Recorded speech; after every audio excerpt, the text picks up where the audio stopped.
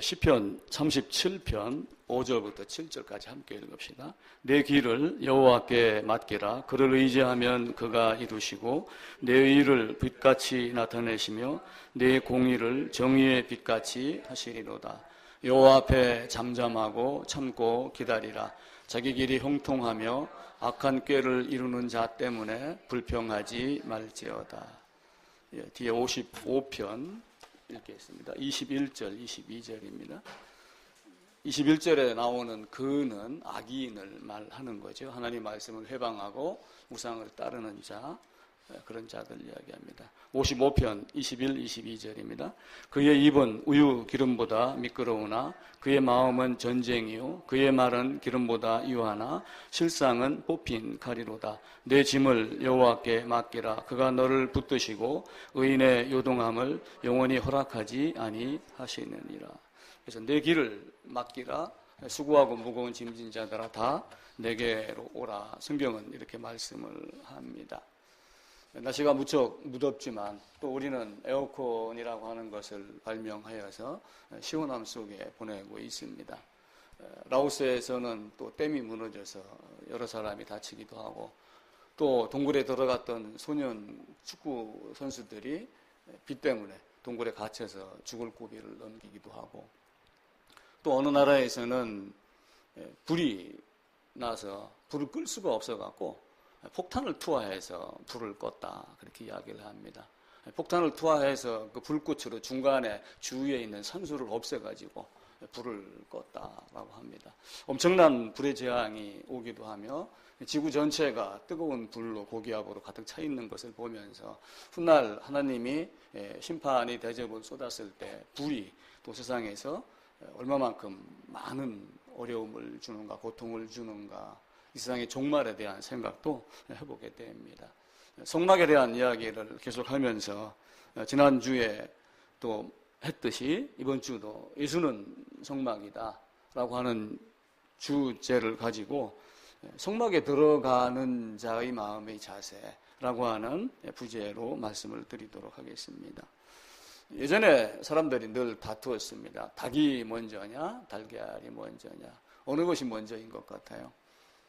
성경은 닭이 먼저라고 말씀을 하죠. 왜냐하면 각기 종류대로 만들었다. 모든 것, 씨 맺는 채소, 나무, 또 동물, 식물 모든 것을 종류대로 만들었다. 그렇게 이야기를 합니다. 자, 그러면은 성경을 알아야지 성경이 먼저일까요? 예수가 먼저일까요? 애매모호한 질문입니다. 그래서 제가 생각을 해봤어요. 성경을 알아야지 예수를 알을까? 예수를 알아야지 성경을 알을까? 두 개가 다 동시에 쳇바퀴처럼 돌고 갑니다. 성경이 예수를 가르치는 것이고 또 예수를 알아야지 성경을 압니다. 왜 그러냐면은 성경의 제1저자가 누구라고 그랬어요? 성경의 제1저자가 하나님입니다. 많은 사람들이 저자가 이렇게 있습니다. 성경을 해놓고 창세기부터 해가지고 창세기, 계시록 근데 수많은 사람들이 이걸 적었어요. 한 1500년 기간 동안. 그런데 제1저자는 누구예요? 하나님. 하나님의 말씀을 받아갖고 사람들이 받아서 기록한 것. 그러니까 결국은 성경이 누구에 대해서 기록을 한 거예요? 하나님에 대해서 기록을 한 겁니다. 그래서 성경을 알면 하나님을 알고 하나님을 알면 성경을 안다. 근데 성경을 아는 것이 어디까지 알아야 되느냐, 무엇을 알아야 되느냐라고 하는 것이 이 세상의 숙제입니다. 그래서 제가 지난주에 어떤 말씀을 드렸냐면은 성경을 봐도 예수를 모르는 것은 거듭나지 아니했기 때문이다 라고 제가 말하며 고린도 후서에 있는 말씀을 드렸습니다. 모든 사람들이 성경을 보고 말씀을 보고 교제를 하면서도 눈이 가리웠는데 눈이 가리워진 그 수건 눈을 가리운 그 수건이 그리스도 안에서 벗겨질 것이다. 그래서 예수의 복음을 알면은 양파 껍질 벗기듯이 점점 조금씩 더 깊이 하나님의 말씀이 보이지 않을 것이다. 그래서 성경은 항상 먼저라고 하는 이야기를 해요. 먼저 우리가 해야 될 게 뭔가 많은 걸 줍니다. 그런데 그 안에 먼저 그의 나라와 그의 의를 구해라. 먼저 대적의 안을 깨끗이 하라. 그러면서 겉과 속을 놓고 봤었을 때 속사람에 대한 이야기를 먼저 하고 있습니다. 하나님을 우리가 안다라고 그러지만 사실은 내가 하나님을 잘 모릅니다. 또 내가 내 마음을 안다고 그러지만 내가 내 마음도 잘 모릅니다. 누가 내 마음을 가장 많이 알을까요? 하나님이 알아요. 왜 그러냐면은 하나님이 우리 마음을 지으셨기 때문에 그래요. 그래서 시편 33편에 보게 되면은 하나님이 우리 마음을 지으시고 우리 마음을 감찰한다. 이렇게 말씀을 기록을 해 놓으셨습니다. 나의 마음을 지으시고 나의 마음을 감찰하는데 죄를 지은 사람은 안색이 바뀌어서라도 자기 마음을 드러냅니다. 입술로는 부정하더라도 눈동자를 보면은 저 사람이 진짜인가 거짓말인가. 또 똑똑한 사람들이 거짓말 탐지기를 만들어서 몸에 어떤 근육, 수분 이런 것이 변화되는 걸 보고 이 사람이 지금 말하는 것이 진짜다 가짜다를 가려내는데 하나님은 하나님 말씀만으로도 아담은 스스로 숨고 하며 자기를 드러내는 그런 모습을 갖고 있습니다. 잠언서에서는 어떤 말씀을 하냐면 사람의 행위가 자기 보기에는 깨끗하여도 사람의 행위가 자기 보기에는 모두 정직하여도 여호와는 마음을 감찰한다. 그러니까 하나님 앞에서는 숨길 것이 없다. 저 스올도 아바돈도 여호와 앞에서 드러나는데 하나님이 앞에서 사람의 마음이 드러나지 않겠는가라고 하는 거죠. 근데 우리는 얼굴에 화장을 하고 옷을 두꺼맣게 입고 그리고 근육 훈련을 하면서 표정이 안 바뀌고 그러면서 자꾸 자기를 속이려고 하는 이런 모습을 갖고 있습니다. 그래서 다양한 사람들이 이 땅에 살고 있어요. 자, 아담은 범죄를 했었을 때 하나님이 말씀이 들려오기 전에 네가 어디 있느냐라고 말하기 이전에 아마 이미 자기의 모습을 보고 알았을 거예요. 그래서 어떻게 했습니까? 이미 벌써 숨었고 숨기 이전에 무화과나무 잎을 만들어서 자기를 가리는 행위를 한 거고 하나님 말씀이 들리자 물리적으로 하나님 앞에서 피하려고 했지만 그 하나님을 피할 길이 없죠. 가인은 안색이 바뀌면서도 나는 내가 그런 사람이냐라고 하며 아벨을 죽인 거에 대한 부인을 하고 정정당당한 정당 행위였다라고 하며 자기를 변명을 했죠. 근데 자신을 속이며 아닌 척하고 죄가 아닌 척, 죄를 짓지 않은 척 이렇게 하는 사람들이 의외로 많습니다. 그러면서 여러 종류의 사람들이 있어요. 죄를 고백을 하면서도 아담의 죄와 나의 죄와는 관계가 없다. 펠라기우스에 대한 이야기를 드렸죠. 아담의 죄가 인간에게 전가되지 않는다. 단지 인간이 죄를 짓는 것은 나보다 먼저 태어나고 내 이웃에 사는 사람, 내 부모에게 배워서 죄를 짓는 것이지 아담의 죄 때문에 내가 죄인이 된 것이 아니다. 이렇게 변명을 하며 하나님께 대항하는 자들, 펠라기우스주의자들이 이 땅에 많이 있습니다. 그러다가 세월이 흘러서 어떻게 바뀌었냐면은 아담의 죄로 아담의 범죄가 나에게 전가된 것은 맞다. 그거는 숨길 수 없는 사실이다. 그럼에도 불구하고 나는 이 죄를 내가 해결할 수 있는 방법이 있다. 이렇게 하며 알미니안주의 알미니우스가 등장을 합니다. 그런데 죄를 고백하며 하나님의 방법으로만 하나님께 나아가기를 원하는 자들이 있어요. 그것이 이 땅에 있는 교인이라고 얘기를 하며 펠라기우스나 알미니우스는 이미 몇백 년 전의 사람들이다. 우리는 그렇지 아니하다라고 그러지만 지금 이 땅에도 행위로 하나님 앞에 자기를 드리려고 하는 사람들이 의외로 많습니다. 그래서 내가 어떤 존재인가라고 하는 것을 분명하게 알아야지 돼요. 성경은 무슨 얘기를 하냐면은 갈라디아서 3장에 가게 되면은 성경이 모든 것을 죄 아래 가두었다. 이렇게 하며 성경을 보는 사람, 성경에 기록한 창조하시니라 라고 하고 창조에 속한 모든 자가 뭐에 속했어요? 죄로 이미 죄인이 되었다라고 하는 것을 말씀을 합니다. 사울에게 쫓겨다녔던 다윗이 사울을 죽이지 않았습니다.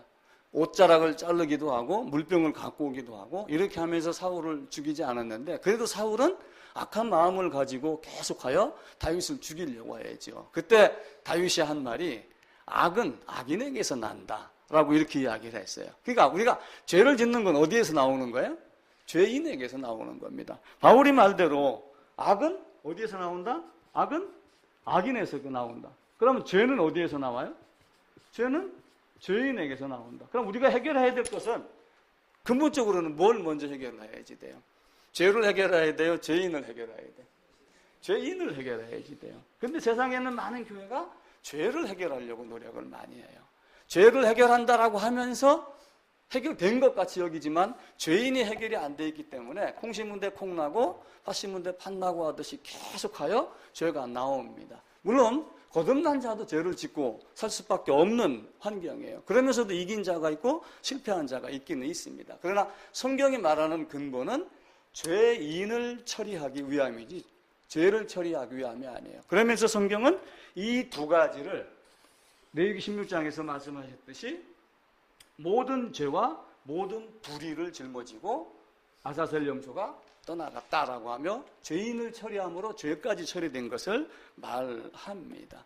하나님은 우리에게 이와 같이 여러 가지를 주시면서 죄 아래 가두었고 내가 어떤 존재인가를 계속해서 가르치는 거예요. 자, 콩 심은 데 콩 납니다.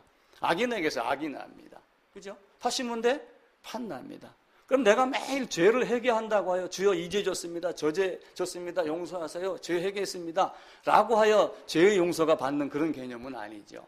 그래서 성경이 얘기하는 죄가 어느 것을 포함하고 있는가? 죄인을 뺀 죄의 열매를 이야기하는가? 죄의 열매를 포함한 죄인을 이야기하는가? 라고 하는 것을 우리가 명확하게 보야지 됩니다. 그래서 세상은 무슨 얘기를 하냐면은 철학자들도 그러고 리더십 강의하는 사람도 그러고 항상 뭘 얘기를 하냐면은 존재가 있어요. 어떤 존재. 존재가 있고 어떤 행함이 있습니다. 행함이 우선일까요? 존재가 우선일까요? 존재가 우선입니다. 콩 심는데 콩 나고 하듯이 항상 존재에게서 뭐가 드러나는 거예요. 악인에게서 악이 나옵니다. 그거하고 같은 원리입니다. 죄인에게서 죄가 나옵니다. 그러니까 이 죄의 싹을 없애버려야지 돼요. 우리는 강한 존재입니까? 나약한 존재입니까? 나약한 존재예요. 우리가 되게 강한 것 같지만 징기스칸 강한 것 같지만 그도 칼에 죽고 목이 말르면 물 먹여야 되고 그리고 결국은 흙으로 돌아가서 지렁이에게 덮이고 아무것도 아닌 존재로 바뀌었습니다. 이 땅에는 가장 강한 척하지만 가장 약한 존재, 가장 아름다운 것 같지만 가장 음흉한 존재, 이게 사실은 사람입니다. 자, 하나님이 세상을 창조하셨습니다. 창조했는데 창세기 1장에서 태초에 하나님이 천지를 창조하시니라 쭉 했습니다. 1, 2, 3일 그리고 4, 5, 6일 해서 만들어 놓으셨고 제일 마지막에 누구를 만들었어요? 하나님의 창조물 중에 제일 마지막 것이 누구예요? 사람이에요. 그래서 사람이 가장 아름답다. 가장 하나님의 완벽한 작품이다. 그렇게 얘기할 수도 있어요. 그럼에도 불구하고 가장 약한 자, 가장 늦게 받은 자가 또한 가장 연약한 자예요. 그러니까 앞선 자들이 많이 있지만 가장 뒤늦게 나온 자가 아담이 뭘 한 거예요? 짐승의 이름을 다 지어서 불러주고 그리고 다스리게 했고 딱 그렇게 했잖아요. 그죠? 근데 그 아담에게서 누가 나왔냐면은 여자가 나왔어요. 그러니까 제일 마지막에 지음 받은 자는 누구예요? 남자입니까? 여자입니까? 여자. 근데 제가 시작하면서 말씀드렸듯이 하나님 앞에서는 나는 너를 지으신 남편이다. 이렇게 놓고 봤었을 때 남자고 여자고 다 하나님의 입장에서는 뭐예요? 아내의 입장입니다. 내가 임금이니까 너희는 다 백성입니다. 나는 너희 아버지야 라고 하면 다 자녀가 됩니다. 그래서 여자로 지음을 받았는데 아담이 하와를 만드는 것이 아니라 누가 만들었어요? 하나님이 아담을 잠들게 하며 하와를 만들었습니다. 그럼 십자가, 예수의 십자가는 예수님이 짊어졌지만 그 짊어지게 하고 아버지 나 여기 피하고 싶습니다 라고 했을 때 아무 대답도 안 하시면서 통과하게 하신 그분은 누구예요? 성부지요. 그죠? 성부와 성자의 개념이 나옵니다. 왜 모든 사람을 아내라고 하나님이 있습니다. 하나님 여기 백성입니다. 시편 33편 말대로 내가 너희를 지으신 남편이다 라고 하게 되면은 여기는 남편이고 여기 있는 사람은 다 뭐예요? 아내가 됩니다. 그죠? 다 어디에서 나온 거예요? 하나님에게서 나왔어요. 너는 흙으로 말미암았으니 흙으로 돌아가라. 너는 아담에게서 나왔으니 누구에게로 돌아가라? 아담에게로 돌아가라. 갑자기 제가 성경을 엉뚱하게 해석을 했어요. 하와가 아담에게서 나왔기 때문에 다시 아담에게로 돌아가야 되는 존재다. 제가 이렇게 순간 생각을 했어요. 억지 같은 해석일 수는 있습니다. 하와는 아담에게서 나왔기 때문에 다시 누구에게로 가야 되냐면 아담에게로 돌아가야 되는 존재입니다. 그런데 그 아담이 어떤 아담이냐면 둘째 아담이에요. 첫째 아담에게서 하와가 나왔고, 그래서 제가 왜 하와가 범죄했는데 아담이 안 먹어도 됐을 건데 왜 먹었을까? 뚱딴지 같은 생각을 제가 했어요. 왜 먹었을까요?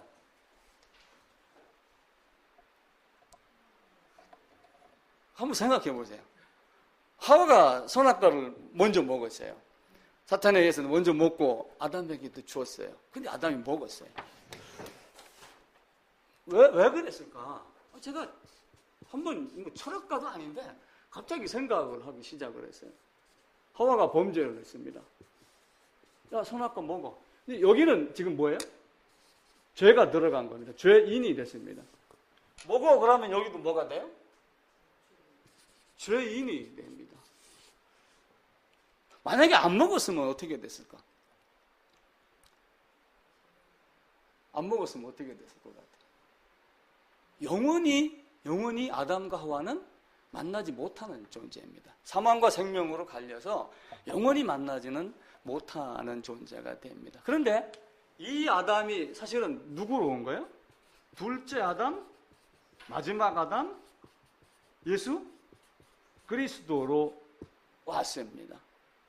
왜 왔냐면은 이 땅 안에 있는 죄인을 구원하려고 죄인 가운데로 들어오신 거예요. 그래서 하나님의 섭리가 참 묘하다.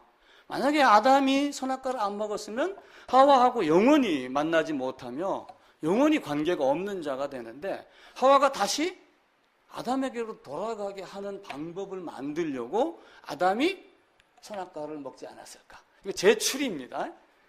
이게 이제 예를 들어 머거스틴이나 이런 아주 그 고차원적인 훌륭한 믿음의 선진들이 얘기했으면 사람들이 맞아 이렇게 하는데, 내가 얘기를 하면은 저는 왜 뜬금없는 얘기를 해? 사람들은 이렇게 얘기를 한단 말이에요. 근데 그 생각하지 말고 그냥 저 인간이 얘기한 것도 좀 비슷하겠구나 라고 생각을 하고 한번 들어보세요. 하와를 다시 어둠에서 건지려고 아담이 어둠 안으로 따라 들어갔다. 제가 이렇게 보면서 둘째 아담과 이 땅 안에 있는 모든 범죄한 아담의 후손들로 생각을 했습니다. 아담에게서 하와가 나올 때 어떻게 했냐면은, 창세기에 보게 되면은 아담을 잠들게 하심에 잠들매 이렇게 돼요. 잠들게 하심에와 잠들매의 단어가 틀립니다. 그런데 잠들게 하심에가 아주 깊은 잠을 이야기를 해요. 깊은 잠을 이야기를 하는데, 잠들매 할 때의 그 야쇠라고 하고 쓴 단어가 상징적으로 이스라엘 히브리 문학에서는 뭘 얘기를 하냐면 죽다라고 표현을 해요. 그러니까 아담이 죽고 누가 태어나냐면 하와가 태어납니다. 그래서 이제 그것저것을 다 연결시켜가지고 제가 이렇게 생각을 한 거예요. 그러면서 또 한편으로는 아담이 무엇으로 만들었죠? 하와를? 아담의 갈빗대. 그럼 아담이 갈빗대로 만들었으면 남자는 갈빗대가 하나가 없겠네? 그래서 세보는 사람이 있어요. 이게 몇 개인가? 아무리 세도 23개인가, 이게 몇 개인가, 이게 다 똑같다. 이상하다 그러는데, 제가 어떤 말씀 드렸어요? 내가 중간에 사고로 팔이 잘렸는데 결혼을 해서 자식을 낳으면 팔이 없는 아이가 나오나요? 아니죠. 팔 달린 아이가 나옵니다. 그래서 후천적으로 획득한 형질은 유전되지 않는다. 그래서 아담이 처음 만들어졌을 때의 갈빗뼈가 있었기 때문에 중간에 갈빗뼈를 빼서 하와를 만들었다 할지라도 아담으로 인하여 태어나는 자식은 원래 가지고 있던 그 모습 그대로 태어납니다. 그런데 그 갈빗뼈가 또 히브리 사람들은 뭐라고 얘기하냐면은 사람의 옆구리로 표현을 합니다. 그래서 그 옆구리를 어디다고 제가 딱 접목을 시켰냐면, 예수님이 십자가에서 옆구리를 찔르니 물과 피가 쏟아지더라 라고 하는 그것하고 종합적으로 이렇게 설명을 했는데 좀 맞는 것 같아요? 예, 제가 나중에 논문을 하나 쓰겠습니다. 그래서 그 옆구리를 찔려서 그 갈빗대로 만들어 하와를 만들었듯이, 하와를 만들어 놓고 또 뭐라고 그랬어요? 너는 내 뼈 중에 뼈요, 내 살 중에 살이라. 뼈 중에 뼈라는 얘기는 무슨 얘기예요? 나중에 더 시간 지나서 장가를 갑니다. 너는 내 뼈 중에 뼈야. 너는 나야. 그 얘기. 너는 나야. 그리고 나는 너야. 동일성, 일체성을 내 뼈 중에 뼈요, 살 중에 살이라 라고 하면서 말씀을 하십니다. 그러면서 또 하나 갑자기 의문이 풀렸던 게 뭐냐면은 이사야서에 가게 되면 하나님이 곧 나는 나를 위하여 내 죄를 속하는 자니 라고 하는 말씀이 갑자기 새롭게 보였어요. 나는 나를 위하여, 하나님은 하나님 자신을 위하여 라고 이렇게 늘 봤었는데 좀 전에 말씀드렸던 이런 것하고 쭉 연결시키니까 너는 나야 라고 하는데 나는 나를 위하여 내 죄를 도말하는 자니 내가 내가 나를 끄집어내기 위하여 나를 죽이는 자, 나는 나를 위하여 이렇게 해석을 하니까 어쩌면 성경이 의외로 하나님의 사랑이 참 오묘하구나 라고 하는 것을 생각을 했습니다. 그래서 아담이 하와가 내밀자 먹은 것이 어쩌면 은혜 위에 은혜다 라고 하는 거죠. 왜냐하면 하나님은 무엇을 만들기를 원했냐면 이 땅에다가 하나님 나라의 백성, 하나님 나라를 만들기를 원한 거예요. 그러니까 하나님이 이 땅에다가 나중에는 이제 새 예루살렘으로 올라가지만 수많은 백성, 자녀를 두기를 원한 거예요. 그런데 만약에 여기서 아담, 하와 갈렸으면 백성이 나와요, 안 나와요? 없죠. 둘이 합하여 가인 아벨이 나왔잖아요. 그죠? 그런 여러 가지를 보면서 야, 하나님의 진리가 참 오묘하구나 라고 하는 생각을 하게 되죠. 정말 은혜 위에 은혜구나. 그러면서 백성을 이루어 놓고 그 백성을 모두 다가 누구에게 속한 자로 만들어요? 첫사람 아담에게 속한 자로 만들면서 아담을 무엇으로 만드냐면은 대표성을 만들어요. 근데 나중에 성경은 또 무슨 얘기를 하냐면은 마지막 아담을 대표성으로 만들어요. 그러면서 왜 모든 사람을 죄인으로 만들고 죄악 가래 가두고 아담 대표성 밑에 넣느냐라고 하면 한 사람 예수 그리스도로 말미암아 모든 사람을 꺼내기 위함이다 라고 성경은 말하면서 마지막 아담 예수에게 속한 자를 끄집어내는 그 두 대표성을 만들기 위해서 하나님이 그렇게 하시지 않았는가라고 하는 것. 그래서 나를 위해서, 내 몸에서 나간 나를 위해서 내가 나를 버려서 나를 사랑하신 하나님이라고 하는 그 하나님. 그래서 곧 나는 나를 위하여 이것을 이룰 것이다 라고 하는 그 나가 하나님 자신도 되지만 또 한편으로는 자기 몸에서 나간 하와 나 자신이라고 생각을 하니까 하나님이 정말 아름다운 모습. 그러면서 성경은 또 무엇을 가리키냐면 결혼에 대한 걸 또 가리키잖아요. 그런데 이제 에베소서에 있는 말씀을 보고 사람들이 결혼에다가 자꾸 적용을 하면 가정에다가 적용을 해요. 그런데 성경은 그리스도와 교회에 대해서 말한다 이렇게 얘기하며 남자가 부모를 떠나 아내와 합하여 그러면서 그리스도와 교회에 대한 이야기를 하고 있죠. 남자가 부모를 떠나 그 아내와 합하여 한 몸을 이룰지라 라고 하며 이 말씀이 결국 그리스도와 교회에 대해서 이야기를 하는데 결국은 무슨 얘기예요? 하나님이 사람으로 오셔가지고 나하고 나는 나를 위하여 라고 하며 떠나간, 집 나간, 잃어버린 그 하와와 합하여 한 몸을 이뤄가지고 결국은 어디로 가는 거예요? 다시 하나님 나라로 가는 겁니다. 장가를 갑니다. 남자들이 장가 간다고 그래요. 그럼 장가 간다고 하는 게 무슨 뜻인 것 같아요? 장가? 그냥 결혼하는 것? 사실은 예전에는 그 이상이었어요. 장가 간다는 얘기는 그 장이 뭐냐면 장가가 장인 집입니다. 장가가 집 가짜였으니까 장인 집에 가서 약 3년간 일을 하며 아내하고 합하여 결혼을 하고 그리고 거기서 아이를 낳고 아이가 장성하면 다시 데리고 어디를 와요? 다시 본가로 돌아오는 거예요. 그게 장가입니다. 그래서 처갓집 가서 머물다가 아이와 함께 돌아오는 것. 다시 세상에 와서 하와를 다시 내 몸 안에다 넣고 거기서 나온 생명과 함께 다시 돌아오는 것. 그래서 그리스도와 교회에 대해서 말한다라고 하면 연합에 대한 이야기를 합니다. 근데 그때 보냈던 자가 누구예요? 아버지가 아들을 보냈다 이렇게 이야기하죠. 그러니까 삼위일체 관점으로 놓고 보면은 아버지가 아들을 보낸 거고 또 한편으로 보면은 아버지 그 자신이 사람으로 오신 거예요. 왜냐하면은 요한복음이나 이렇게 보게 되면 그가 골로새서 그가 창조하였고 하는 그는 누구를 말하냐면은 하나님 한 분을 말합니다. 우리가 이제 성경을 삼위일체 하나님으로 구분하여 사역에 대한 어떤 구분성을 두기 위해서 성부 하나님, 성자 하나님, 성령 하나님 이렇게 말하지만 다 그분은 한 분 하나님이기 때문에 그래요. 그래서 우리는 연합이란 것에 대해서도 아주 고민을 해야지 됩니다. 그 연합이 도대체 어떻게 해서 연합이 되고 어떻게 해서 연합이 되는가? 왜 집을 떠나 그 아내와 합하여 연합하여 그리고 다시 집으로 한 몸을 이루어서 돌아오게 하는가? 그래서 우리는 제가 이제 여러 가지 설교를 위해서 이렇게 여러 가지 책 보고 그러면은 수많은 조직신학 책들이 있고 앞선 선진자들이 그걸 적어놓은 게 있는데 연합에 대해서는 반드시 무슨 얘기를 했냐면은 신비로운 연합 이렇게 표현을 해요. 대체적으로 연합의 신비. 그러면서 우리가 믿음으로 우리 주와 연합이 되어 있다라고 신비 이렇게만 이야기를 합니다. 그래서 제가 이렇게 표현을 해봤어요. 그리스도 예수와의 연합을 신비로운 연합이다 라고 말하지 말고 이렇게 말하면 어떻겠느냐. 제가 이제 한마디씩 한 단어씩 문장 할 테니까 같이 한번 따라 해봅시다. 성막제사의 안수를 통해 재물과 내가 연합이 되게 하신 것이 비밀이며 신비다. 제가 말을 바꿔봤습니다. 그러니까 우리가 연합이 신비야 이렇게 말하지 말고 그렇게 재물의 머리에 내 손을 두고 내 죄를 두어서 내가 재물의 머리와 재물과 동일시 일체성이 되게 해가지고 그 재물의 죽음이 나의 죽음이 되게 하는 내가 재물 안으로 들어가는 그 연합이 신비롭다. 저는 말을 이렇게 바꾸고 싶었어요.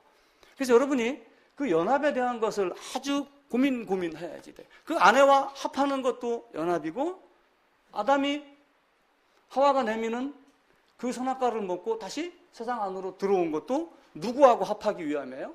하와와 합하기 위해서, 하와를 건지기 위해서 들어온 것. 이걸 보시면 됩니다. 그래서 우리는 구약의 성막의 제사를 통해서 그 비밀, 우리가 신비라고 얘기하는 연합 안으로 들어가야지 돼요. 근데 그 신비가 어떻게 일어나느냐? 구약 성경에서는 계속 가르치는 거예요. 레위기를 통해서. 짐승이 머리에다가 양손을 얹고 죄를 두고. 근데 손만 얹는 것이 아니라 무엇을 고백한다고 그래요? 죄를 고백하고. 죄를 깨닫거든, 누가 죄를 깨닫게 해주거든, 내가 들어갑니다. 이 재물이 동물이 아니고 내가 죄를 고백하고 안수하여 내 죄를 동물의 머리에 두는 순간 그는 동물이 아니라 뭐가 돼요? 재물로 바뀌는 거예요. 그 재물의 죽음이 누구의 죽음이 되냐면은 나의 죽음이 되는 거예요. 그래서 바울이 로마서 6장에서 그리스도 예수와 합하여 죽은 줄 알지 못하느냐라고 하며 연합에 대한 것을 다른 각도로 이렇게 쭉 설명을 합니다. 그러니까 성경이 예수님은 예수님대로 구약에 있는 성경 말씀을 인용해서 많은 것들을 말합니다. 바울도 베드로도 구약에 있는 것들을 많이 이야기를 해요. 때로는 똑같은 단어 문장을 인용하기도 하지만 다른 각도로 그것을 설명하기도 하고 그러죠. 그래서 그리스도와의 연합, 그리스도와 동일성, 그리스도와 일체성이 없는 믿음은 사실은 믿음이 아닙니다. 우리가 바라본다라고 하지만 빵을 아무리 1000년을 바라보면 뭐예요? 내가 먹어야지 되죠. 그래서 예수님은 내 살과 피를 먹고 마시라 라고 이렇게 말씀을 하셔요. 그래서 첫 아담과 연합했었을 때 마지막 아담과 연합할 자격이 주어지는 거예요. 첫 아담과 연합은 내가 원하든 원하지 아니하든 자동적으로 누구예요? 엄마를 원해서, 아빠를 원해서 태어나지는 않았어요. 그죠? 그냥 태어납니다. 이 세상 사람들은 태어나면 무조건 죄인이에요. 그 다음에는 뭐예요? 믿음으로, 나의 선택으로. 그런데 나의 힘의 선택이 아닌 창세전에 예정해 놓으신 그 선택으로 말미암아 주님을 갈망하는 그 선택으로 주님을 찾도록 만드는 것이 우리에게 믿음이다 라고 이야기를 합니다. 그래서 제가 늘 무슨 얘기를 들었냐면 예수님은 죽으러 오셨다. 예수님은 죽으러 오셨다. 물론 성경에서는 죽으러 오셨다 이렇게 표현하지는 않습니다. 죄로 인하여 율법의 요구를 이루었다라고 하면 결국은 죽는 걸 이야기를 하죠. 근데 내가 죽으러 오셨다 그러면은 시금방지게 말한다 이렇게 이야기를 합니다. 그래서 제가 책을 보다가 누구 책을 봤냐면 어거스틴의 책을 하나 잠깐 보고 있는데 그리스도께서는 육신을 취하고 오셔야 됐다. 그리스도께서는 육신을 취하고 오셨다 이렇게 말하면서 그분은 죽을 육체를 지니고 오셨다 이렇게 글을 써놨어요. 그래서 이 양반이 내가 한 말하고 비슷하게 적어놨구나. 결국은 죽으러 오셨다라고 하는 그 말을 죽을 육체를 가지고 오셨다. 그냥 죽을 육체로 오셨다는 얘기는 사실은 무엇 때문에 들어온 거예요? 죽으러 오신 거예요. 왜냐하면 이 땅에 있는 모든 사람도 아담의 후손으로, 마리아의 후손으로 성령 잉태되어서 왔지만 인간의 몸을 입고 죄의 모양으로 온 것은 결국은 죽기 위함인데 무엇 때문에 죽기 위함인가? 하와를 건져내기 위한, 하와와 연합하여 건져내기 위함의 죽음을 말하는 거죠. 그래서 이 오거스틴의 글을 보며 우리는 다시 한번 연합이 무엇인가를 아주 깊이 묵상을 해야지 됩니다. 우리는 신앙생활을 한다라고 하면서 자꾸 뭘 보냐면은 옆에 교회를 봅니다. 옆에 교회. 이 밑에 이제 삼계탕집 그 여사장님이 엊그제 잠깐 만나서 무슨 얘기를 하는데, 이제 가게 때문에 자기 본 교회가 아니고 모 교회에 가서 이제 예배를 드리는데, 일부 예배를 드리는데 7시 반에 간다. 그 내가 속으로 내가 좀 시간이 허락하면 이 양반들을 여기 와서 일부 예배를 드리게 할까? 그런 생각을 했는데, 이게 이제 따로 주방이 없고 그러다 보니까 그게 좀 힘들겠구나 이런 생각을 했어요. 근데 이제 그 양반이 아주 감탄스러운 이야기로 일부 예배임에도 불구하고 참 사람이 많습니다.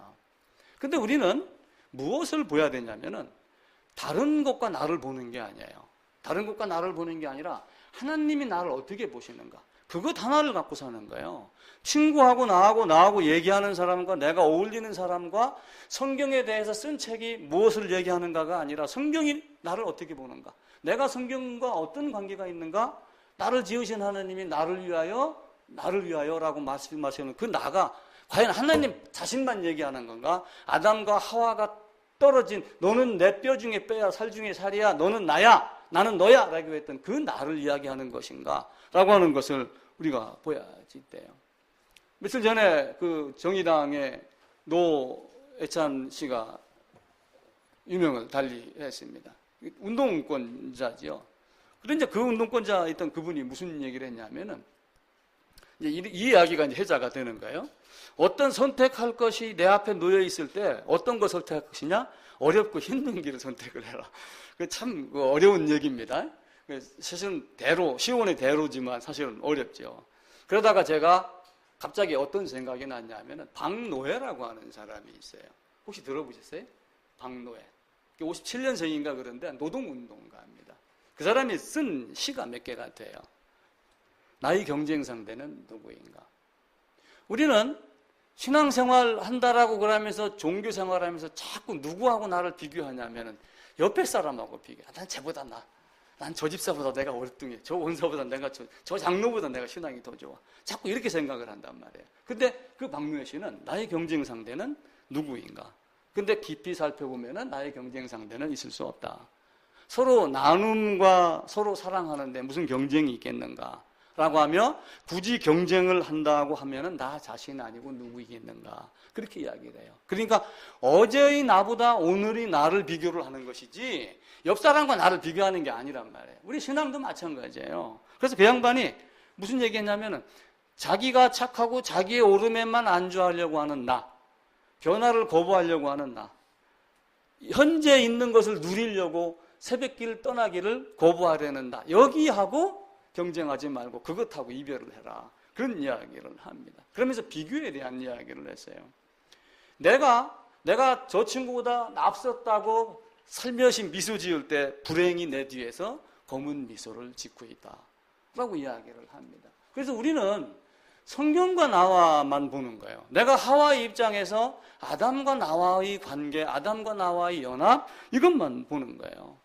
우리는 그 연약함 속에서 가장 제일 마지막에 졌으니까 사람의 솜씨대로 한다면은 기술력이 제일 높아졌을 때 만드는 게 사실은 여자예요. 그러니까 제일 아름다운 거예요. 그런데도 불구하고 제일 연약한 존재, 사람 아내의 입장에서 만드는 거예요. 근데 그 박노해 씨가 새 잎이라고 하는, 여러분 이제 아스팔트길 가다 보면 가끔 뭐가 튀어나오냐면 아스팔트길 사이를 딱 뚫고 코스모스가 튀어나오는 게 막 보여요.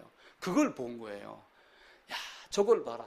저 썩어진 거지만 저 고목나무에서 새 이파리 난 걸 봐라. 저 새 잎이 강철이다. 그렇게 표현을 했어요. 왜냐하면은 그 강한 걸 뚫고 나오니까 쇠가 강한 것이 아니라 그걸 뚫고 나오는 것이 강한 것이다. 그러면서 또 하나 도토리 두알. 이건 제가 한번 읽겠습니다. 도토리 두알. 산길에서 주워든 도토리 두 알, 한 알은 작고 보잘것없는 도토리, 한 알은 크고 윤나는 도토리. 그 어느 게 더 좋아요? 윤나는 게 더 좋죠. 작은 것보다 크고 윤나는. 그래서 나는 손바닥의 도토리 두 알을 바라본다. 그러면서 이제 말을 하는 거예요, 시인이. 너희 둘이 필사적으로 경쟁했는가? 누가 더 크고 빛나는 존재가 되려고 땅바닥 떨어지기까지 경쟁했는가? 라고 질문을 던집니다. 그러면서 딱 대답을 하기로, 크고 윤나는 도토리가 되는 것은 저 산속에 사는 청설모나 멧돼지한테만 필요한 것인데 왜 그것이 되려고 그렇게 애를 썼는가? 네가 되려고 노력하는 것은 참나무지, 거기서 크고 빛나고 그리고 맛있게 생겨서 청설모에 밥이 되는 것이 아니다 라고 이야기를 하더라고요. 우리도 마찬가지입니다. 신앙을 한다라고 성경책을 보지만 하나님의 자녀가 되는 게 가장 우선입니다. 여러분, 다른 거 생각하면 천만 쏙습니다. 제가 다른 거에 대한 이야기를 안 하고 자꾸 이렇게만 이야기를 한다고 해요. 아, 구원받아 닮았네? 설령 제가 그렇게 욕을 먹어도 전혀 부끄럽지 않아요. 진짜 그 도토리는 청설모의 밥이 되기 위해서 태어난 게 아니라 참나무가 되기 위해서 태어난 거예요. 그걸 우리가 보야지 됩니다. 신앙은 자기하고의 싸움이고 성경의 거울과 자기를 비춰보는 그 싸움이지 다른 게 있는 게 아니에요. 하나님 아버지의 마음을 알아야지 돼요. 제가 지난주 어떤 말씀 드렸어요? 탕자하고 그런 말 하지 마라. 교회당 들락날락거리면서 탕자 얘기하지 말고 그 집에서 멀리 밖을 내다보며 아들이 돌아오기를 기다리는 그 아버지 마음을 너희가 보았는가? 그 아버지 마음을 안다면 감히 탕자라 소리를 하고 다닐 수 있겠는가? 그 이야기를 본 거예요. 마태복음 20장에 보면은, 마태복음 20장 한번 찾아봅시다.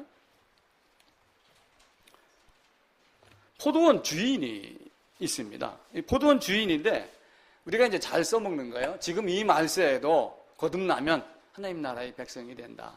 앞선 선진들은 순교도 하고 가진 고생을 다 했지만 우리는 여기서 이렇게 참 평안한 신앙생활을 하다 하나님 나라 간다. 그러면서 포도원 일꾼이 이른 아침부터 일꾼을 구해가지고 한 데나리온씩 주기로 이랬는데 나중에 늦게 온 자에게도 주었어요. 한 데나리온. 그러니까 일찍 온 자들이 뭐라고 그래요? 쟤들은 1시간밖에 일 안 했는데 왜 쟤한테는, 그럼 나는 10데나리온 줘야 되는 거 아니야? 이렇게 항의를 하는 거예요. 그게 비교하지 말라는 거예요. 너는 네가 받을 복이나 가지고 가면 너는 원래 내가 너하고 한 데나리온 주려고 하지 않았는가? 근데 그것도 말고 결국은 뭐예요?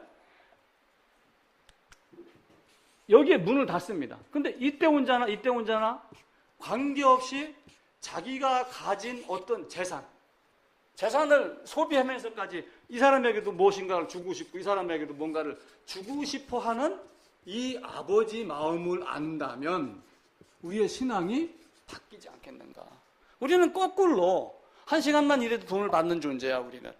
우리는 지금 이 말세 언젠가지는 모르지만 곧 닥쳐올 종말 직전에 있으면서도 이걸 받았으니 축복이야 라고 하지만 그것을 자기 재산을 허비하면서까지 나에게 주려고 했던 그 아버지 마음을 우리는 얼마나 기억하고 자랐어요. 왜 하와가 범죄했을 때 아담이 그쪽으로 뛰어들었을까? 결국은 아담과 하와로 인해서 만들어질 그 백성이 하나님의 계획이며 그 백성 안에서 나를 둘째 아담 안에서 끄집어내기 위한 하나님의 아주 고귀한 사랑이다 라고 하는 것 이해는 생각할 수가 없어요. 우리 인간의 마음은 정말 오묘합니다. 매일 믿습니다 하고 아는 것 같지만 사실은 그렇지 않아요. 절대로 그렇지 않습니다. 우리 마음은 진짜, 제가 지난 월요일 날 가요 무대를 보니까 그 방주연이라는 가수가 나와갖고 당신의 마음이란 노래를 부르더라고요. 근데 마지막 소절에서 제가 그렇구나. 바닷가 모래밭에 가가지고 눈, 코, 입, 턱 밑에 점 하나 다 그리는 거야. 근데 마지막 하나 못 그린 게 한 개가 있대요. 뭐겠어요? 당신의 마음. 그 인간의 마음이 그런 거예요. 근데 그 인간의 마음을 누가 알아요? 하나님만 우리를 알아요. 하나님이 마음을 지으셨기 때문에 이 인간이 나를 떠날 짠가 떠나지 않을 짠가 받을 짠가 받는 척 하는 짠가 이걸 하나님은 다 압니다. 그래서 우리는 세상에 살면서도 철저하게 성경적이어야지 돼요. 신문 기사에 보니까 청바지 입은 꼰대 그 얘기가 나와요. 청바지 입은 꼰대.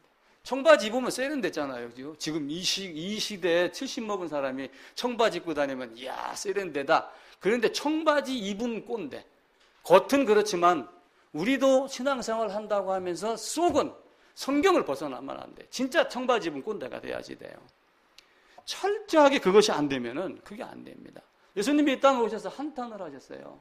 입술로는 나를 존경하나 그 마음은 멀도다.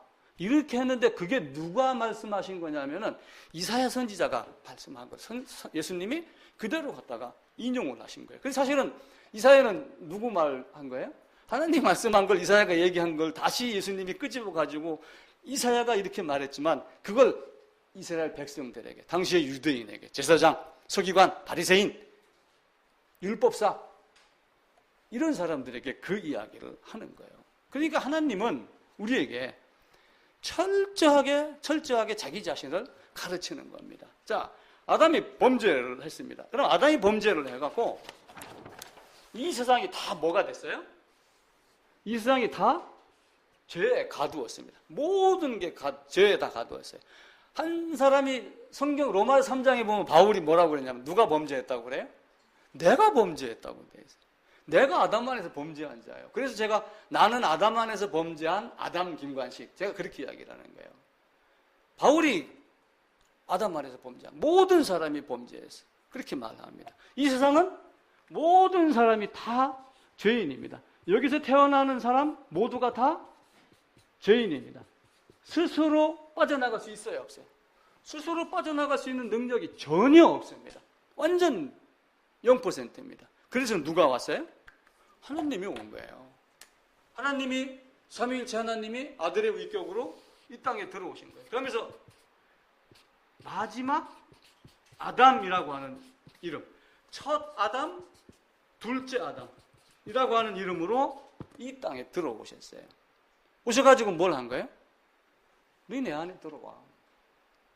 내가 생명이 떡이니 나로 말미암지 않고서는 나는 문이니 나는 빛이니 전부 말씀하시면 내 안으로 들어와라 이렇게 말씀을 하셔요. 예수님이 오니까 나다나엘이 뭐라고 그랬어요? 빌립에 가가지고 야 이리 와봐 우리 예수님 만나러 가자. 그러니까 나다나엘이 나사렛에서 무슨 선한 것이 날 수 있겠느냐. 그러니까 빌립이 딱 한마디 했어요. 와보라. 와서 보라.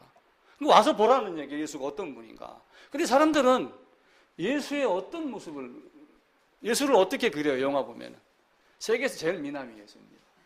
화가가 그리는 그림 보세요. 세계에서 제일 미남이 예수예요. 근데 성경은 세계에서 제일 못난 놈이 예수예요. 이사야서 53장에 봐보세요. 그는 흠무한만한 것도 없고 풍채도 없고 고운 모양도 없고 아무것도 없는 자예요. 그게 예수의 모습이에요. 그 예수님께서 이 땅에 오셔가지고 이 십자가로 끌려가가지고 이 죄인과 함께 그렇게 해놓고 다시 어디로 가는 거예요? 하나님 나라로 돌아가기 위함이에요. 나는 그 아담이 하와가 던진 하와가 여기 있습니다. 같이 먹읍시다. 물론 신라곤이라는 책을 보면은 하와가 막 했을 때 내가 너를 버릴 수가 없어. 그래서 같이 울고불고 매달려서 먹었더라. 뭐 이런 얘기도 있지만 깊은 의미로 보면은 하와를 건지기 위하여 그 하와의 어려움이 있는 그 하와와 함께 하기 위하여. 그러면서 그는 뭐예요? 예수님은 무슨 말씀을 하셨어요? 나는 스스로 버릴 권세도 있고 다시 사실 권세도 있고 그분은 다시 하와가 먹은 범죄 안으로 들어갈 권세도 있고 다시 빠져나올 권세도 있는 거예요. 바꿔 얘기하면은 첫 아담은 첫 에덴에서 범죄한 하와를 끄집어내려고 둘째 아담의 역할을 그 자리에 가서 하시고 다시 오셔서 간 겁니다. 그 예수님이 여기서는 뭘로 오셨어요? 성막으로 오셨어요. 성막으로 오셔갖고 이스라엘 백성이 있는 한 가운데 여기서 이스라엘을 이스라엘로만 여기지 말고 온 세상의 모든 사람 한 가운데로 오신 거로 봐보세요.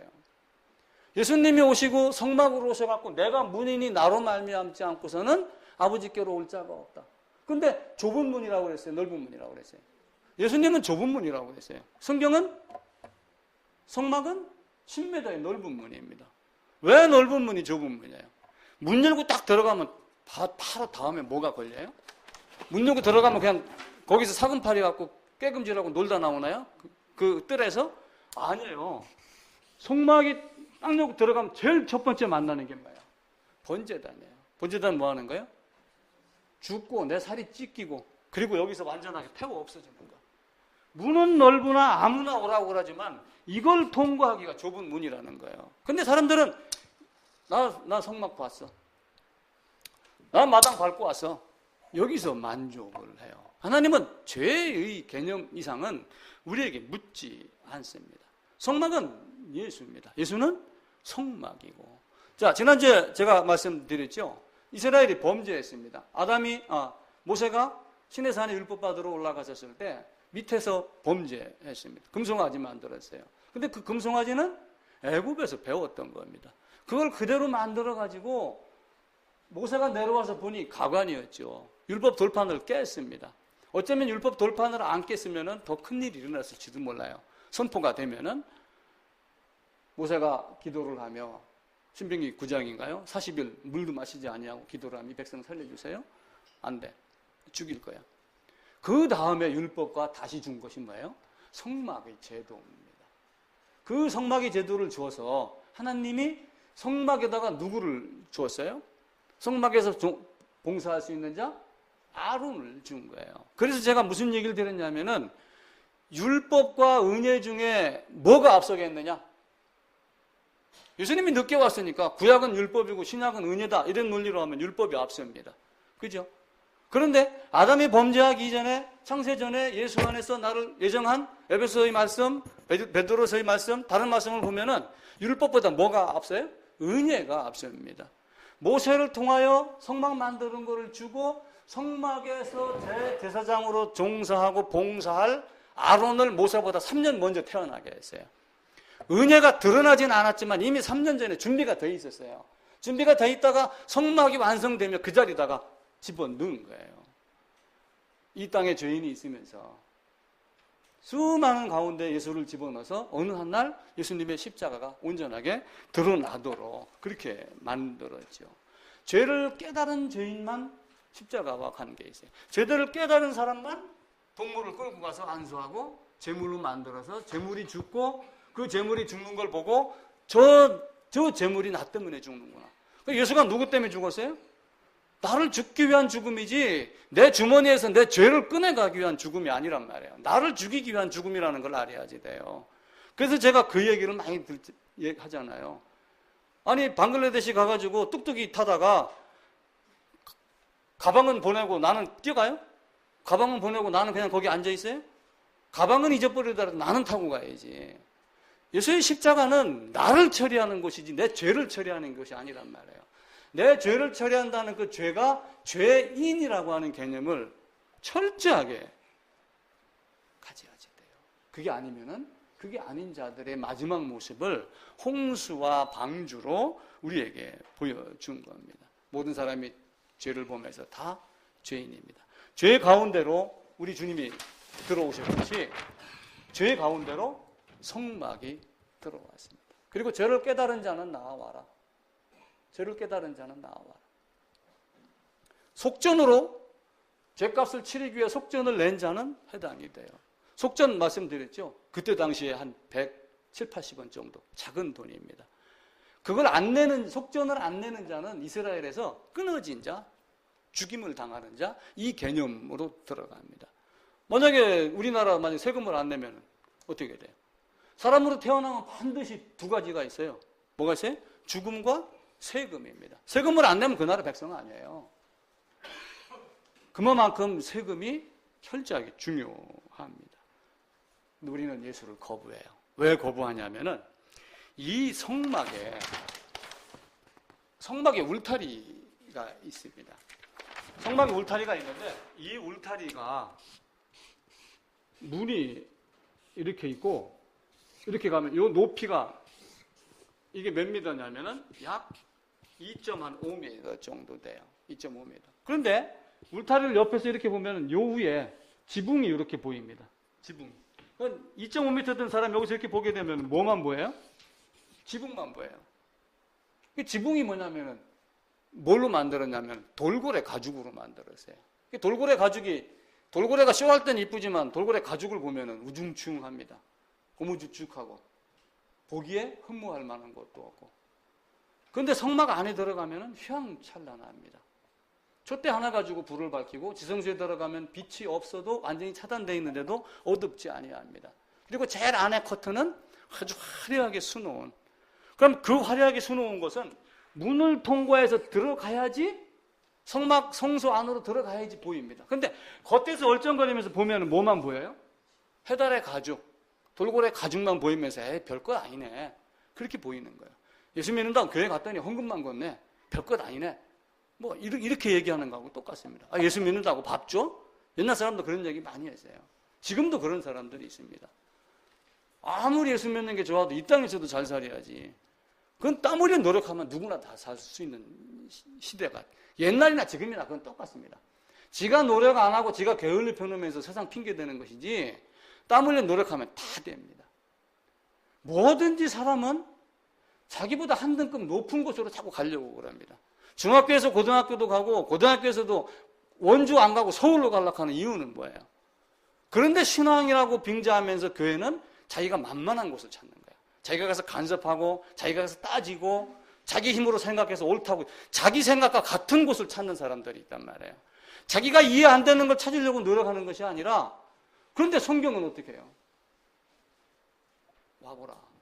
다른 얘기를. 학교는 더 높은 곳 가고, 더 잘 되기 위해서 미국도 가고, 방글라데시도 가고, 필리핀도 가고, 다 가면서 교회는 만만한 곳으로 간단 말이에요. 직분 주는 곳으로 가고. 착각하면 안 됩니다. 하나님 나라는 그런 나라가 아니에요. 아담은 하와 하나만 챙겨가면 됩니다. 근데 그 하와에게 붙은 자, 아담에게 붙은 자가 누구인지 우리는 그걸 따져야지 돼요. 그래서 이 세상은 남자, 여자, 죄인 하나만 있는 것이고, 바꿔 얘기하면은 의인 하나만 있는 거예요. 그래서 교회의 겉모습에 취하고, 때로는 화려한 모습에 취하고 이러는 것이 아니라 하나님에게 자기를 모두 맡기는 모습 되어야지 돼요. 라오스에서 이번에 댐이 무너져갖고 뭐 많은 분들이 돌아가셨더라고요. 제가 라오스에서 한 6개월인가 있었어요. 그 메콩강 참 강 넓고 막 비가 안 와도 거기는 흙탕물이 막 내려갑니다. 제가 그걸 보고서, 그러고 라오스가 정이 좀 많아요. 제가 라오스 또 가고 싶어요. 필리핀하고는 조금 다릅니다. 수영을 합니다. 바닷가 갑니다. 여름에 수영 가지, 풀장 갑니다. 물에 뜰 줄 알아요? 수영합니까? 수영하는 방법은 힘을 빼야지 돼요. 물에 뜨는 방법은요. 힘 다 빼면 물에 떠요. 그런데 예수 앞에서 힘 자랑하는 사람들이 의외로 많습니다. 자기의 모든 것을 다 맡기고 그 물에다가 싣고 물결 따라 떠내려가고, 내가 나의 힘이 아닌 다른 작용에다가 나를 움직여지도록 나를 내던져 놓는 것, 그걸 수동성이라고 그래요. 수동성. 끌려가는 거예요. 끌려가는 거. 우리가 살아가는 데는 능동적인 모습이 되어야 되지만, 나보다 큰 힘에 의해서는, 큰 힘 앞에서는 숙이지 않으면 죽음밖에 없어요. 하나님 앞에서도 마찬가지입니다. 능동적인 모습을 사람들이 직장에서는 해야지 됩니다. 그런데 사장 앞에서는 하면 안 되죠. 직장 안에서는 해야 되지만. 왜냐하면 오너라 하는 어려움이 있잖아요. 아시아나 봐보세요. 그 스튜어디스들 그 꽃 뜯고 춤추는 거 보고 난 내 딸이 만약에 거기 입사했으면 당장 끄집어내오고 싶더라고요. 그런 세계거든요. 정정당당하게 노력을 하고 하지만 그렇지 않은 곳은 떠나야지 됩니다. 지푸라기 하나라도 잡으려고 움직이면 몸은 가라앉아요. 예수도 마찬가지입니다. 조금이라도 나의 힘이 들어가면은 예수 안에서는 철저하게 예수를 잡지 못합니다. 물에다가 온전히 자기를 맡겨야지 돼요. 근데 물에다 온전히 자기를 맡기면 그 다음에 뭘 해야 돼요? 뜰 줄 알으면 움직여야지 돼요. 근데 우리는 뜰 줄 모르고 움직이려고 한단 말이에요. 근데 움직이는 거 보고, 수영 잘하는 사람 보고, 영법 모르고 그 수영 잘하는 사람도 있어요. 그거 뭐 개헤엄 그런 거예요. 그 이제 잘하면 그걸 이제 개헤엄이라 안 하고 수영하는 사람들은 평영 이렇게 표현을 하죠. 같은 수영이라도 차이가 있는 거예요. 평영, 배영, 물에 뜰 줄 알으면 배영을 해가지고 파도만 없으면 하루 종일 있어도 죽지 않아요. 우리 예수 안에서는 그런 힘을 가져야지 됩니다. 그러니까 나보다 큰 힘에 나를 온전히 맡기는 게 뭐예요? 신앙이에요. 물에 뜨는 거하고 똑같습니다. 성경이 말한 것을, 그 내용을 내가 소유하는 것도 믿음이고, 또 한편으로 나보다 크신 하나님께 나를 온전히 맡기는 것이, 그분이 구원하려는 계획에다 나를 맡겨야지, 그분이 계획하고 한 것을 거스러 갖고 그건 아니야 내 생각에, 내가 보니 이거야, 이거는 이치에 맞지 않죠. 하나님이 주신 예복이 있어요. 그 예복을 입지 않는 자는 어떻게 됩니까? 내가 아무리 때때 옷을 입고 만들어 가도 주인은 자기가 만들어준 옷을 입은 자를 환영을 하는 거예요. 하나님 우리에게 그걸 이야기를 합니다. 나보다 큰 자에게 나를 맡기는 것이 믿음입니다. 나보다 큰 자에게 나를 맡기고 그분의 말을 따르는 것이 신앙입니다. 근데 문제는 수영을 어디서 배워요? 책상 앞에서요? 물에 빠져서 허우적거려야지 그제서 알아요. 신앙도 똑같습니다.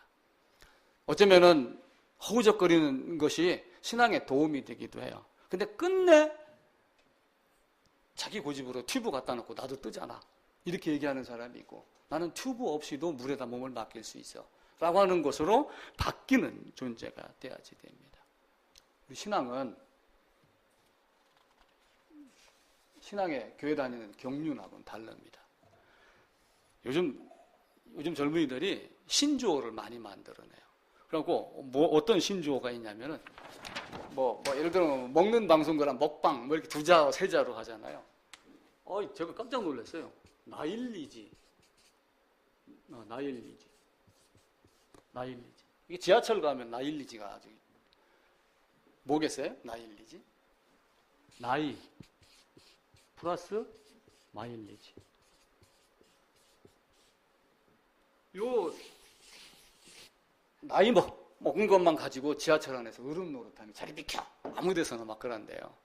그리고 젊은 애들이 나일리지는 비행기 1등석이 아닙니다.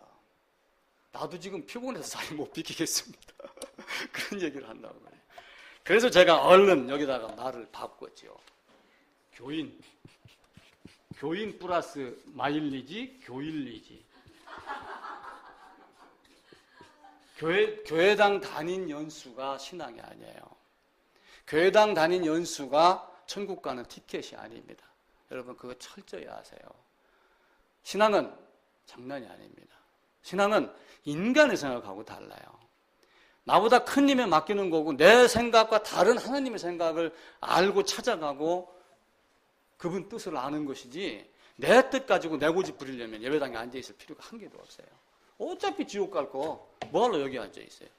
수많은 사람들, 대한민국에 있는 예배드리는 많은 사람들이 그 고민을 해야지 돼요. 하나님은 모든 사람을 위하여 죽었지만, 모든 사람이 구원을 받으며 진리 아름대를 이루길 원하지만, 제가 지난주 그 얘기를 드렸죠. 자기를 재물의 머리에다가 동물의 머리에 안수하고 재물이 된 자의, 재물 안으로 들어간 자의 모든 사람이 모든 죄를 사해 주시는 하나님.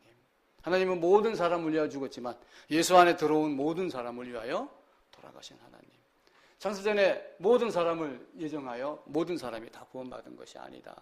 분명히 택한 자로 선지자로 활용한 사람이 있고, 택자로 부름을 받은 자가 있고, 그래서 그 하나님의 택자는 하나님 말씀이 들린다. 저는 그렇게 여겨요. 그래서 성경을 보고 하나님을 기억나게 해라. 이미 창세전에 예수 안에서 그분을 보았다면 기억날 것이다. 제가 엉뚱하게 말을 그렇게 돌려서 말했지만 그 말의 의미가 무엇인가를 여러분들이 잘 봐보세요.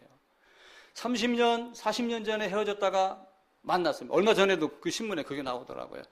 몇 살짜리 안 됐는데 장 보다가 아이가 싹 없어졌어요. 근데 네덜란드인가 어디로 입양이 돼서 갔어요. 딱 보는 순간 아는 거예요. 저게 내 딸이구나. 피 검사해보면 딱 아는 거예요. 다른 거 아니더라도. 성경은 묘하게 그 죽음의 피로 모든 것을 다 확인합니다.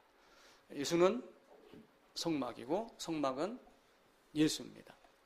정리를 하면은 하와가 범죄하여 선악과를 먹고 아담에게 주었을 때 아담이 먹은 이유가 무엇일까? 그냥 아담이 단순하게 연약하여? 제가 다른 각도로 한번 살펴서 얘기를 드렸습니다. 어쩌면 그것이 하와가 범죄하여 죄인으로 혼자 남아있는 것을 건져내기 위한 아담이 한 방편이 아니었는가. 그 방편으로 결국은 그 방편이 둘째 아담으로 연결된 것이 아닌가. 그런 생각을 해보았습니다. 물론 억지 같은 제 주장이기도 하지만 한편으로는 여러분들이 성경의 흐름과 주님이 우리에게 주시고자 했던 그 은혜의 그 앞선 은혜, 미리 준비된 그 은혜를 가만히 살펴보면은 조금은 이해하기가 쉬울 수도 있습니다. 어쨌든 성경을 주신 1차적 목적은 죄사함입니다.